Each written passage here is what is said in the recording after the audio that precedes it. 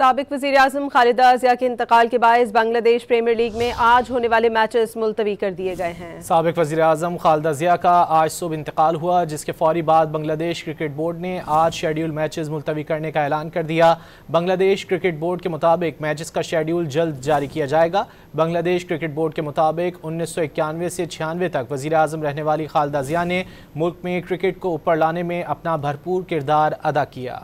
साबिक वज़ीर-ए-आज़म खालिदा ज़िया के इंतकाल के बायस बांग्लादेश प्रीमियर लीग में आज होने वाले मैचेस मुलतवी कर दिए गए हैं। साबिक वज़ीर-ए-आज़म खालिदा ज़िया का आज सुबह इंतकाल हुआ, जिसके फौरी बाद बांग्लादेश क्रिकेट बोर्ड ने आज शेड्यूल मैचेस मुलतवी करने का ऐलान कर दिया। बांग्लादेश क्रिकेट बोर्ड के मुताबिक मैचेस का शेड्यूल जल्द जारी किया जाएगा। बांग्लादेश क्रिकेट बोर्ड के मुताबिक 1991 से 96 तक वज़ीर-ए-आज़म रहने वाली खालिदा ज़िया ने मुल्क में क्रिकेट को ऊपर लाने में अपना भरपूर किरदार अदा किया।